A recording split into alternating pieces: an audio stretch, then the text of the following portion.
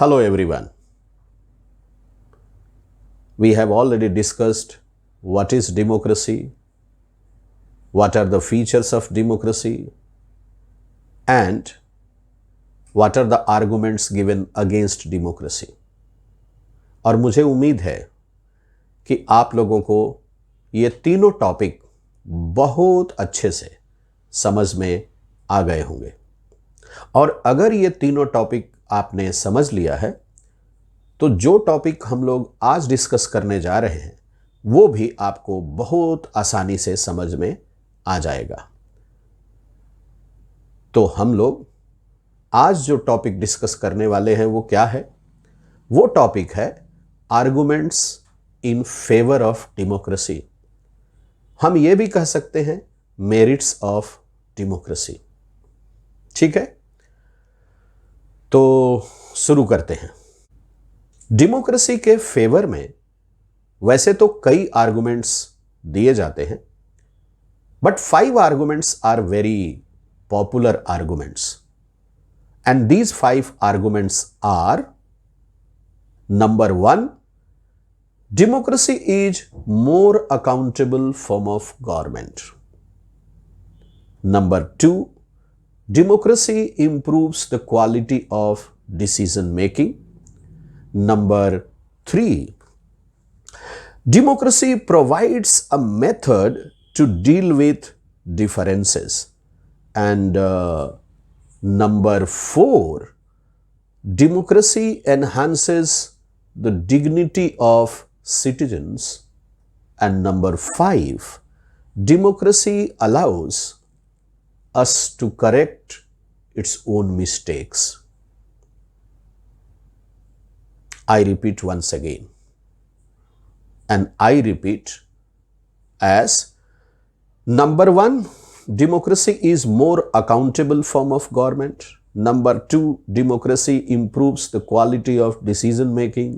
Number 3, democracy provides a method to deal with differences. Number 4, democracy enhances the dignity of citizens. And number 5, democracy allows us to correct its own mistakes. ये 5 बातें हैं। इन 5 points को, इन 5 points को हम लोग 1 by 1 कोशिश करेंगे discuss करने का, और कोशिश करेंगे कि हम अच्छे से इनको समझ पाएं। और आप लोग अगर थोड़ा सा ध्यान देंगे तो मुझे लगता है कि ये बहुत आसान होगा आपके लिए समझना, क्योंकि आप बहुत अच्छे से समझ चुके हैं what is democracy, what are the features of democracy, what are the arguments against democracy. Actually ये जो 5 arguments in favour of democracy हैं, ये इन्हीं बातों से निकल के आ रहे हैं। तो अगर इनकी समझ अच्छी हो गई है तो इस टॉपिक को भी समझना बहुत आसान आप लोगों के लिए है, और थोड़ी मैं भी कोशिश करता हूं कि इसको और आसान मैं आपको बना करके और रख सकूं। ठीक है, so let's come and discuss 1 by 1। First argument in favor of democracy we are going to discuss with example. I hope all of you will be able to understand it well. Okay, so the first argument given in favor of democracy is it is more accountable form of government. Democracy को इतना accountable कैसे बना दिया गया? Democracy इतना accountable कैसे है? ध्यान रखिए, आप इंडिया की डेमोक्रेसी के बारे में सोचिए। जो हमारी डेमोक्रेसी है ये वर्ल्ड में सबसे अच्छी डेमोक्रेसीज में से एक है। हमारे देश की डेमोक्रेसी में आप क्या देखते हैं?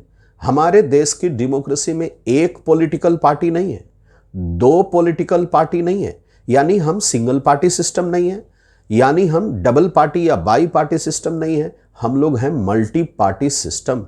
हमारे यहाँ पॉलिटिकल पार्टीज कई हैं, यानी पब्लिक के सामने कई चॉइसेस अवेलेबल हैं। तो एक तो ये बात हो गई जो डेमोक्रेसी को ज़्यादा अकाउंटेबल बनाती है, क्योंकि अगर गवर्नमेंट ने अच्छा काम नहीं किया तो पब्लिक अगली बार किसी और को चांस दे देगी। पब्लिक बहुत बुद्धिमानी से काम लेती है इसमें। दूसरी बात कि हमारी डेमोक्रेसी में ऑपोजिशन पार्टीज का रोल बहुत जबरदस्त है। क्या है role? Opposition parties they tell people about the policies of the government. They support the government if steps are right. They criticize the government if the steps are wrong. They convey the demands and aspirations of the people to the government. ठीक है? ऊपर से public को भी बहुत सारी आजादी है। People can criticize any step of the government, any step taken by the government. Plus, there is freedom of press. Freedom of press मिलने से इलेक्ट्रॉनिक और प्रिंट मीडिया दोनों को इस बात की आजादी है कि वो गवर्नमेंट को भी क्रिटिसाइज करे, गवर्नमेंट के स्टेप्स को क्रिटिसाइज करे, गवर्नमेंट के जो भी ऑफिशियल्स हैं अगर वो कुछ गलत करते हैं तो उनको भी क्रिटिसाइज करे। और यही नहीं, इससे आगे भी है। वो ये है कि अगर वो अच्छा करते हैं तो उसको अप्रिशिएट भी करे। लेकिन अगर इन्हीं पॉइंट्स को हम लोग ध्यान में दें, यानी people have the right to criticise the government, opposition parties provide better choices to the voters, there is freedom of press. So these things make a government more democratic and more accountable. The government works under pressure to perform better and better for the country, for the people. Okay? Why? Because democracy is the government of the people, for the people and by the people. तो democracy ज्यादा accountable बनती जाती है। अगर हम China का example यहां लें तो चाइना में एक फेमाइन आया 1958-1961 के बीच में। वहां गवर्नमेंट ने इस फेमाइन के दौरान कुछ बहुत अच्छा काम नहीं किया, लाखों लोग मरे और वहां पे सिंगल पार्टी सिस्टम है, केवल चाइनीज कम्युनिस्ट पार्टी वहां रूल करती है, बाकी कोई ऑपोजिशन पार्टी नहीं है, यानी पब्लिक के पास कोई और चॉइसेस नहीं है। पब्लिक को अपनी गवर्नमेंट को क्रिटिसाइज करने का भी राइट नहीं है। पब्लिक के पास तो छोड़ दीजिए, वहां की प्रेस को भी इस बात का फ्रीडम नहीं है कि वो गवर्नमेंट के स्टेप्स को या चाइनीज कम्युनिस्ट पार्टी के स्टेप्स को क्रिटिसाइज कर सके। तो इसका मतलब यह हुआ कि अगर डेमोक्रेसी में पब्लिक को अपनी गवर्नमेंट को क्रिटिसाइज करने का राइट है, पब्लिक के सामने और भी कई ऑपोजिशन पॉलिटिकल पार्टीज हैं ऑप्शन के रूप में, जिसमें गवर्नमेंट को नेक्स्ट टाइम बदला जा सके। प्रेस को अगर अच्छा फ्रीडम है और प्रेस अपना रोल अच्छे से निभाता है तो गवर्नमेंट ज्यादा से ज्यादा अकाउंटेबल होती जाती है, which is good for the country, which is good for democracy and which is good for the people and above all which is good for that political party which is in power also. This accountability encourages the ruling party to do better and better, the opposition parties to be more and more positive towards criticizing the government. And in this way, a healthy accountability develops. मुझे लगता है ये बात हम लोग अब समझ गए होंगे। ठीक है, तो ये था हमारा पहला आर्गुमेंट डेमोक्रेसी के फेवर में। अब आते हैं हम दूसरे आर्गुमेंट की तरफ। दूसरा आर्गुमेंट है कि democracy improves the quality of decision making. Democratic government के अंदर जो भी डिसीजन लिए जाते हैं, these decisions are taken after consulting so many people, so many institutions, and after so many debates and discussions. Democratic government जो भी decision लेती है उसमें एक डिसीजन लेने के पीछे भी वो कई लोगों से डिस्कस करती है, कई लोगों से डिबेट करती है, कई इंस्टीट्यूशन से डिबेट करती है, डिस्कशन करती है। और इतना डिबेट, इतना डिस्कशन होने के बाद अगर कोई मिस्टेक होने का चांस रहता भी है तो वो पकड़ में आ जाता है। क्यों आ जाता है? क्योंकि कई लोगों से संपर्क किया जाता है, सबको सुना जाता है। When you are ready to listen to your critics, definitely you are going to improve. Okay? तो इसका मतलब यह हुआ कि डेमोक्रेटिक फॉर्म ऑफ गवर्नमेंट के अंदर, जैसा कि हम लोगों ने फर्स्ट पॉइंट में भी डिस्कस किया था, फ्रीडम ऑफ प्रेस होता है, पब्लिक को आज़ादी होती है गवर्नमेंट को क्रिटिसाइज करने की और अपनी बात रखने की, public opinion, healthy public opinion रखने की, और अपोजिशन पार्टीज को भी पूरी आज़ादी होती है गवर्नमेंट के स्टेप्स को क्रिटिसाइज करने की, अप्रिशिएट करने की। तो ये सब डिसीजन मेकिंग प्रोसेस में ही तो आता है। ये सब ही डिबेट है, ये सब ही डिस्कशन है, और इसके बाद जो डिसीजन लिया जाता है, that decision is always always better. So what we can say? We can say that in democracy, every single decision is taken after so many debates, after so many discussions, with so many people and so many institutions. And that is why decisions are, very good in quality. It means democracy improves the quality of decision making. Okay, तो दूसरा argument भी मेरे ख्याल से आप लोगों को समझ में आ गया होगा। अब हम लोग बढ़ते हैं तीसरे आर्गुमेंट की तरफ। डेमोक्रेसी के फेवर में जो तीसरा आर्गुमेंट दिया जाता है वो है कि democracy provides a method to deal with differences. आप अपने देश का ही एग्जाम्पल ले लीजिए। In India, people belong to different caste, different creeds, different languages, different regions, different religions. People follow different norms of culture. अलग अलग कल्चर को लोग मानते हैं। हमारे देश का कल्चर कंपोजिट कल्चर कहा जाता है। हम पूरी तरह से एंटायरली किसी एक चीज को फॉलो नहीं करते। डिफरेंट लोग, different groups of people follow different things. It means different groups of people have different aspirations. Different groups have different dreams, different objectives, different thoughts, different philosophy. तो डिफरेंसेस तो होंगे, लेकिन डेमोक्रेसी की यह खूबी है कि इन सभी डिफरेंसेस को भी वो यूनाइट करके चलती है, सबको एक साथ ले करके चलती है। देखिए, हम लोग अलग अलग कास्ट के हैं, अलग रीजन के हैं, अलग रिलीजन के हैं, अलग लैंग्वेज के हैं, फिर भी हम क्या हैं? इंडियन हैं। Despite differences of caste, creed, language, region, religion, we are one, we are citizen of India.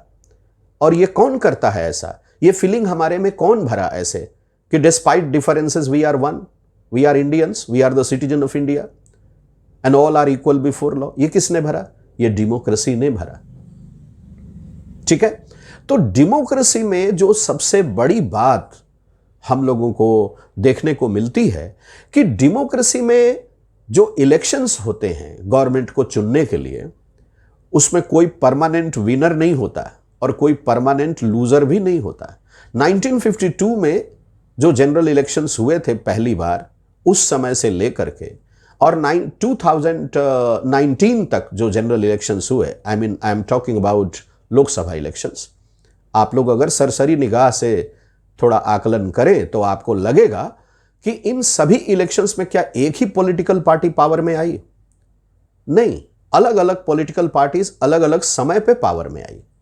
जो जीता वो हारा भी, और जो हारा वो फिर कभी जीता भी। कभी कभी ऐसा भी हुआ कि किसी एक सिंगल पार्टी को मेजॉरिटी नहीं मिली, तो 2 or more than 2 political parties make an alliance, and when alliance gets a majority and forms the government, it is coalition government. NDA एक अलायंस है, नेशनल डेमोक्रेटिक अलायंस। यूपीए एक alliance है, United progressive alliance. Left front का एक अपना alliance है जो communist और सोशलिस्ट आइडियोलॉजीज को लेकर के चलते हैं, CPI, CPM, forward block and others. तो ये बातें हम लोग देखते हैं। इसका मतलब क्या हुआ? इसका मतलब यह हुआ कि in democracy different groups of people live together with feeling of oneness despite there differences. और यह कमाल डेमोक्रेसी करती है, डेमोक्रेटिक फॉर्म ऑफ गवर्नमेंट में होता है।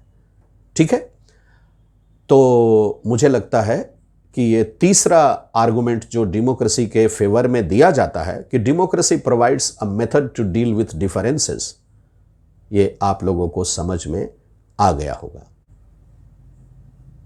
एक बात पर ध्यान देना है कि अभी तक जो हम लोगों ने 3 आर्गुमेंट्स डेमोक्रेसी के फेवर में डिस्कस किए हैं, ये ऑल 3 आर्गुमेंट्स अगर आप गौर करेंगे तो quality of government and quality of social life, इन्हीं दोनों बातों के ऊपर बेस्ड हैं।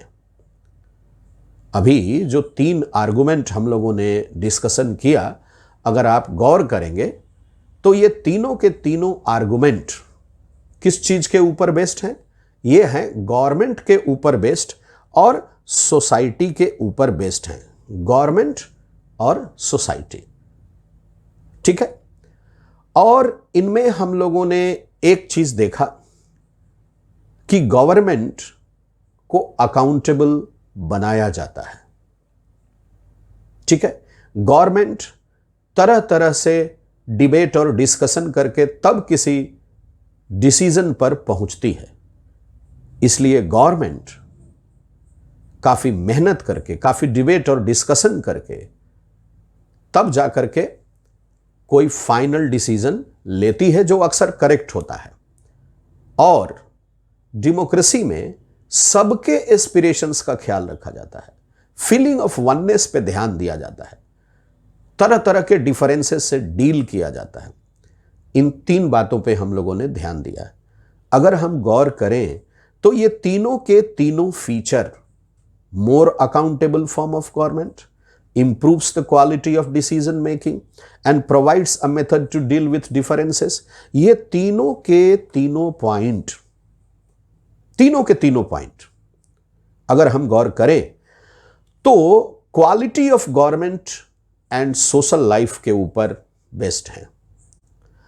अब हम लोग जो बाकी 2 रिमेनिंग 2 आर्गुमेंट्स डिस्कस करने वाले हैं, ये आर्गुमेंट्स जो होंगे वो डेमोक्रेसी का क्या इफेक्ट पड़ता है सिटीजन्स के ऊपर, उस बात को लेकर के डिस्कस करेंगे। ठीक है, ठीक है। अब आते हैं हम लोग चौथे पॉइंट पे, 4th आर्गुमेंट फॉर डेमोक्रेसी। ठीक है, 4th आर्गुमेंट फॉर डेमोक्रेसी। चौथा आर्गुमेंट जो हम लोग डेमोक्रेसी को देते हैं वो ये है कि democracy enhances the dignity of citizens. कैसे भाई? डिग्निटी ऑफ सिटीजन्स कैसे? All citizens are equal before law, right to equality, equality before law, equality of opportunity. Every citizen who has completed 18 years of age has got the right to vote without any discrimination on any ground. ये पहली बात। And any citizen who has completed 25 years of age has got the right to contest elections without any discrimination on any ground.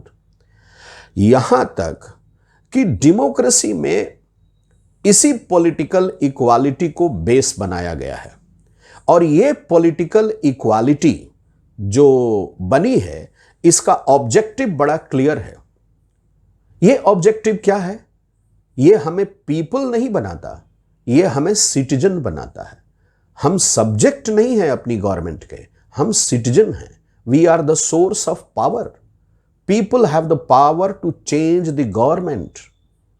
If government is not accountable, if government is not taking correct decisions, quality decisions, if government is not dealing with differences,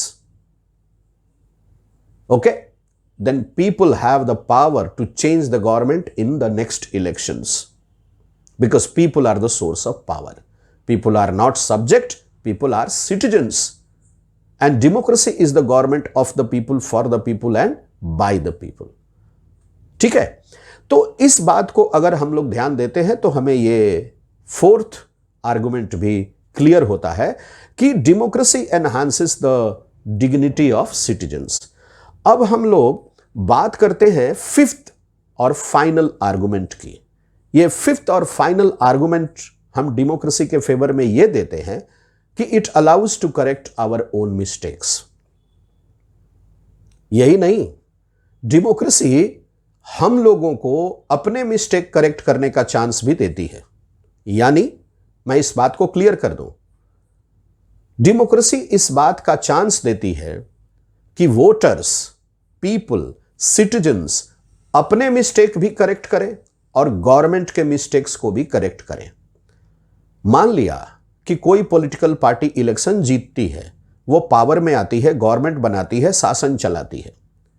अगर उस government ने सही सही शासन चलाया, जो भी उसकी अकाउंटेबिलिटी है उसको माना, डिसीजंस ऑलमोस्ट करेक्ट लिए और क्वालिटी डिसीजंस लिए, डिफरेंसेस के साथ अच्छे से डील किया, ठीक है, और लोगों की डिग्निटी को, सिटीजन्स की डिग्निटी को रेस्पेक्ट किया, तो people will vote for the same party, same government in the next election also. In the next election also. And if the government doesn't do these things, अगर सरकारें ये काम नहीं करती हैं, तो जो नेक्स्ट इलेक्शन आता है उसमें पब्लिक को ये महसूस होता है, वोटर्स को ये महसूस होता है कि हमने मिस्टेक किया, कि हमने ऐसी सरकार लाई जो ना तो अकाउंटेबल है अच्छे से, ना अच्छे डिसीजंस ले रही है, ना डिफरेंसेस को अच्छे से अकोमोडेट कर रही है, ठीक है, और ना ही सिटीजन्स की डिग्निटी को रेस्पेक्ट कर रही है, तो अगले इलेक्शन में वो सरकार बदल दी जाती है, वोटर्स उसके अगेंस्ट में वोट दे देते हैं।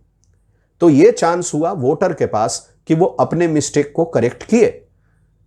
अब नेक्स्ट इलेक्शन में अगर वो पार्टी सत्ता से हटा दी जाती है तो फिर उसके पास 5 साल है। किस बात के लिए?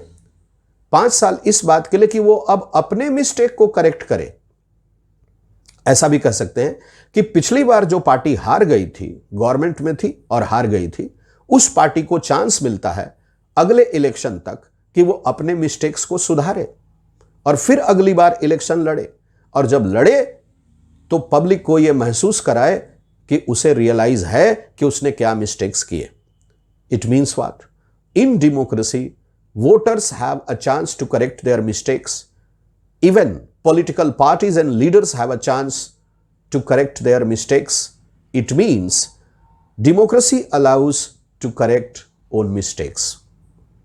हम लोग ऐसा कह सकते हैं और इसीलिए डेमोक्रेसी को बेस्ट फॉर्म ऑफ गवर्नमेंट माना जाता है। ये ऑटोक्रेसी और डिक्टेटरशिप में ये फीचर देखने को नहीं मिलता, ठीक है। तो इस तरह से हम लोगों ने जो डिस्कशन किया उससे हम लोगों को क्या पता चला? हम लोगों को कह सकते हैं कि 5 बातें क्लियर हुई। 5 things we made very clear. मैं एक बार वो 5 बातें आपके सामने रख देना चाहता हूं। वो 5 बातें हैं कि a democratic decision involves consultation with and consent of all those who are affected by the decision. दूसरी बात कि democracy is a principle that can be applied to any field of life. और तीसरी बात कि the most common form of democracy today is the representative democracy, because we elect representatives and representatives make the government. चौथी बात कि no country is a perfect democracy, थोड़ी बहुत कमी हर कंट्री की डेमोक्रेसी में हम लोगों को देखने को मिलेगी, अगर हम ऑनेस्ट होकर ऑब्जर्व करें तब। और पांचवी बात कि democracy depends on active political participation by all the citizens, maximum participation, honest participation, disciplined participation of people make a democracy better, better and better. So, what we have discussed? We have discussed today about the arguments given in favor of democracy. I repeat, the arguments given in favor of democracy. And these arguments are, once again, I am giving you the title to conclude: more accountable form of government, improves the quality of decision making, provides a method to deal with differences, enhances the dignity of citizens, and number 5, allows us to correct our mistakes. So democracy is better than all other forms of government. And these are the arguments, merits, okay, of democracy, arguments in favor of democracy. मुझे उम्मीद है ये topic आप लोगों को अच्छे से समझ में आ गया होगा। तो ये सिविक्स का या डेमोक्रेटिक पॉलिटिक्स पार्ट 1 का फर्स्ट चैप्टर है। What is democracy, why democracy. हम जब अगले वीडियो में आप लोगों से मिलेंगे तो डिस्कशन करेंगे। बहुत ज़्यादा इसके विषय में डिमांड आ रहा है और वो है Nazism in Germany, Hitler and Nazism in Germany. ये हमारा अगला वीडियो होगा आप लोगों के लिए, ठीक है। Till then, hope all of you have understood this topic. Please do take care of your health and studies both. God bless you.